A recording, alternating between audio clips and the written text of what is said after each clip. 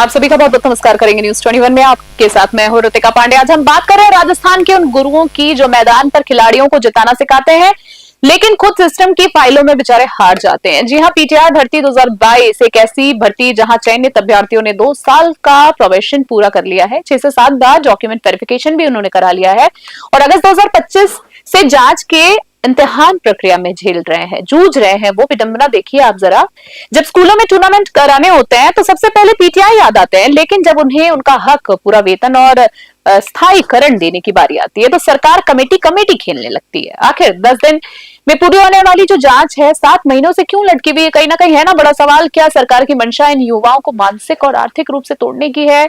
आज पूछेंगे, कड़क सवाल पूछेंगे और सीधी बात करेंगे। तो सबसे पहले आज हमारे साथ जो मेहमान जुड़ रहे हैं उनका बहुत बहुत स्वागत करेंगे। आज हमारे साथ संदीप मीणा जी हमारे साथ है, शारीरिक शिक्षक हैं जो। संदीप जी, सबसे पहले आपको बहुत बहुत नमस्कार करना चाहेंगे। आज की खास चर्चा में आपका स्वागत है जी। नमस्कार संदीप जी। संदीप जी, जैसे कि मैंने इंट्रोडक्शन में कहा है कि कि जो मार झेल रहे हैं शिक्षक जो हैं, हमारे गुरु हैं, उसके बारे में आज हम चर्चा करेंगे। तो जैसे कि मैं सीधे सवाल पे आती हूँ, जैसे समय सीमा का माहौल की मैं बात करूंगी तो समय सीमा का ये जो मखौल क्यों पहना गया है? जब जांच कमेटी ने संभाग और राज्य स्तर पर 10-10 दिनों में रिपोर्ट का वादा किया था, 7 से 10 दिन में जो रिपोर्ट आ जाती, पर 7 महीने बीत जाने के बाद भी रिपोर्ट जो है सार्वजनिक क्यों नहीं हुई है? क्या ये देरी प्रशासनिक अक्षमता या जानबूझकर की गई टाल मटोल है? क्या कहेंगे आप? पूरा विस्तार से बताएं। ये मैटर प्रशासनिक है, प्रशासनिक तौर पर इनको डाला गया है, बल्कि ऐसी कोई दिक्कत नहीं है। डॉक्यूमेंट में बच्चों को कोई दिक्कत नहीं है।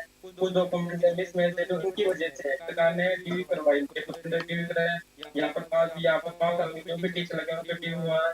इसके बावजूद भी 4-4-5-5 बार टीवी हो चुकी है, 5-5 7-7 बार टीवी हो चुकी है। डॉक्यूमेंट जिला स्तर पर होगी, संभाग स्तर पर होगी जी, टीवी के अंदर 3-3 4-4 बार डांस होगी। उसके बावजूद भी कोई निर्णय नहीं निकल जा रहा है कि जब इसमें चोर जाते हैं, निदान जाते हैं तो सब ये बोलते हैं कि जांच चलती है, 10 दिन का टाइम, कोर्ट में 10 दिन का टाइम आ रहा तो अभी तक जांच पूरी नहीं उनकी। जांच पूरी नहीं हुई है, क्या कुछ कह के टाल दिया जाता है? संदीप जी, बहुत जमीनी स्तर पर देख रहे हैं, हम देख नहीं कहेंगे, आप तो झेल रहे हैं।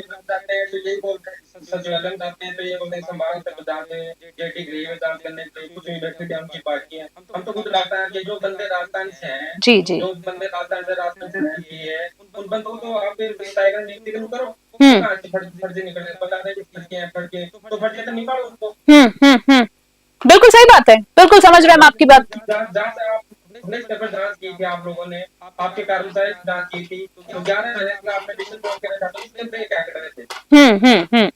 जैसे कि जांच की आप बात कर ही रहे हैं तो मैं जानना चाहूंगी, जो ये जो जांच का चक्रव्यूह खेला जा रहा है, मैं बात करूं आखिरकार आपको लगता है कब तक पूरा होगा? क्योंकि देखिए, बीकानेर की बात करें तो बीकानेर निदेशालय, संभाग स्तर, जिला शिक्षा अधिकारी जिसको हम डीओ कहेंगे, स्तर पर 6 से 7 बार वेरिफिकेशन होने के बाद भी ऐसी कौन सी गोपनीय चीज बच गई है भाई, जिसके नाम पर हजारों परिवारों का वेतन रोका जा रहा है, जीविका खराब हो रही है? ये तो मैडम, ये तो सुने जाके आए, बीकानेर जाके आए, जांच टीम बनाई, संभाल तो अलग-अलग जिलों की अलग टीमें बनाई, उनमें देरी लगती है।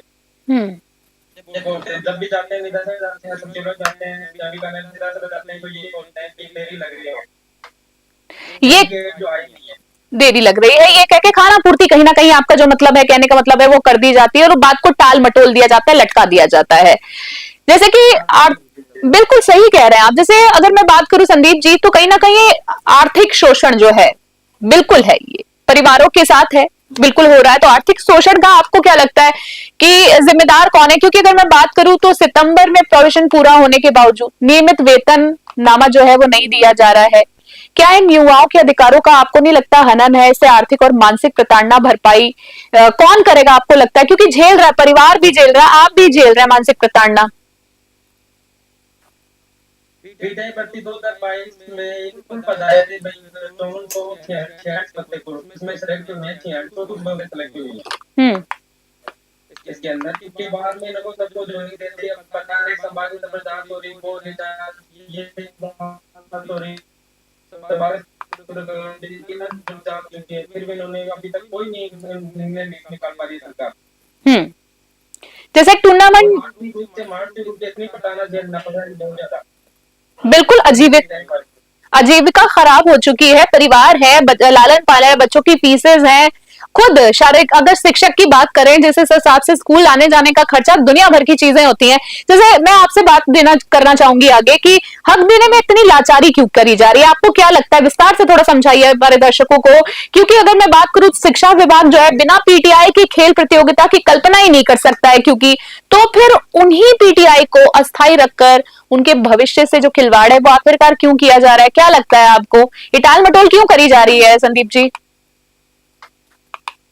जो बंदे मैडम जी बढ़ते सिलेक्ट हो गए, जो बंदे रह गए पार्टी के नीचे बंदे रह गए, वो अपने कैटेगरी का मेरिट के अनुसार नीचे रह गए वो बंदे, उनमें ऐसे बंदे भी मतलब सेलेक्ट हुए हैं जो उनके डाटा में थे। उन्होंने हिसाब लगाते कि सर हम 6 महीने या 3 महीने में अपना वो जो भी कमी रहे उसको पूर्ति कर देंगे, और इन्होंने ज्वाइनिंग दे दी। ठीक है, ज्वाइनिंग देने के बाद उन्होंने लगा कि ये सब फर्जी है, जो इनका मिसमेच डाटा हो रहा है, ये बाहर की ये फर्जी है, अरे इनको निकाल दो हमारे को जो इनको रिपोर्ट के द्वारा हिट हो गई थी ऊपर, उसी के बदले ये जांच चलती सभी पीटीआई वाले। जैसे जांच की आप बात कर रहे हैं, तो मैं वही जानना चाह रही थी कि भाई पारदर्शिता से ऐसा डर किस बात का है? क्योंकि अगर जांच में सब कुछ संदिग्ध है, मान लेते हैं चलिए, तो उसे इतना सार्वजनिक क्यों नहीं किया जा रहा है? और अगर सब सही है तो स्थायीकरण के आदेश जारी करने में सरकार के ऐसे कौन से हाथ हैं जो भाई रोक रखा है किसी ने, वो भी सरकार के?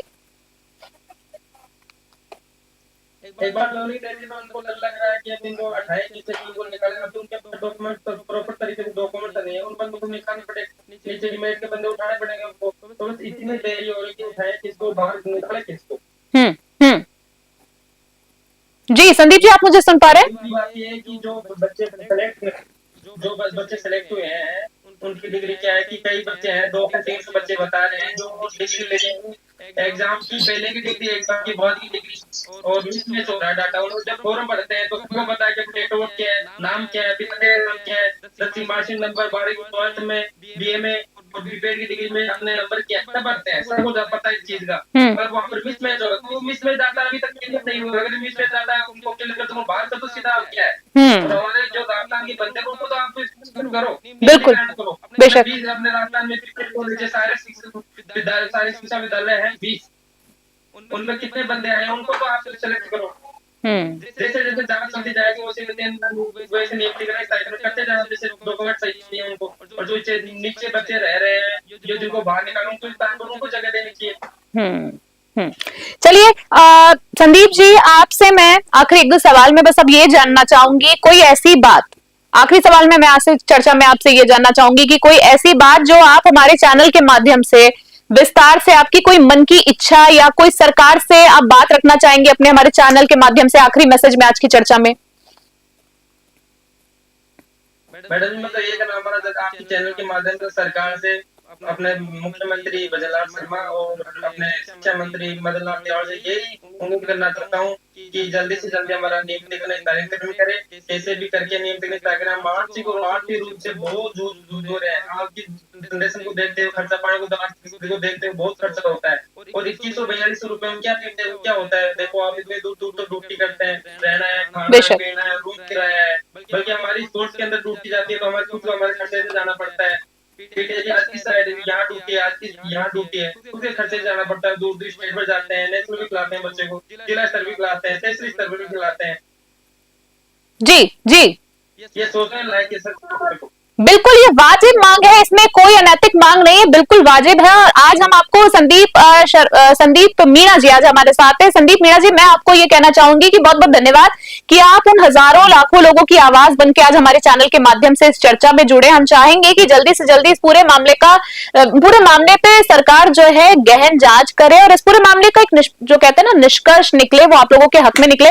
फिलहाल संदीप मीणा जी, आपको बहुत बहुत धन्यवाद देना चाहेंगे। हम चाहेंगे कि फिर जब हम किसी चर्चा में जुड़े तो एक सकारात्मक चर्चा हो। फिलहाल बहुत बहुत धन्यवाद। तो देखिए, संदीप जी से बात करके समझ में आया कि देखिए सिस्टम की फाइलें, मैं कहूंगी कि सिस्टम की फाइलें शायद बहुत ज्यादा भारी होती है ना, क्योंकि इनसे बात करके जो मुझे समझ में आया है, इतनी ज्यादा भारी होती है कि उनमें हजारों युवाओं के सपने ही दबकर रह जाते हैं। राजस्थान के पीटीआई अभ्यर्थी आज सड़कों पर उतरने पर मजबूर हैं, क्योंकि उनकी अपनी ड्यूटी जो है ईमानदारी से निभाई तो जा रही है, लेकिन बदले में उनको सिर्फ आश्वासन और झुंझुना ही मिल रहा है। सरकार को समझना होगा कि खेल और खिलाड़ी तभी आगे बढ़ेंगे जब उन्हें सिखाने वाला, शिक्षक जो है सुरक्षित होकर सम्मानित महसूस करेगा। उम्मीद है कि शिक्षा विभाग और राज्य सरकार इस जांच के अंतहीन लूप को खत्म करेगी और जल्द ही इन अभ्यर्थियों और उनका जो वाजिब हक है उनको देगी, वरना ये आक्रोश है सिर्फ ज्ञापन तक सीमित नहीं रहेगा, ये बहुत बड़ा रूप ले सकता है। सरकार को इस पूरे मामले में अब सोचना ही पड़ेगा। फिलहाल आज की खास चर्चा में इतना ही। देश और दुनिया की बड़ी चर्चा के लिए देखते रहे, बने रहे न्यूज़ 21। अभी के लिए नमस्कार, जय हिंद, जय भारत।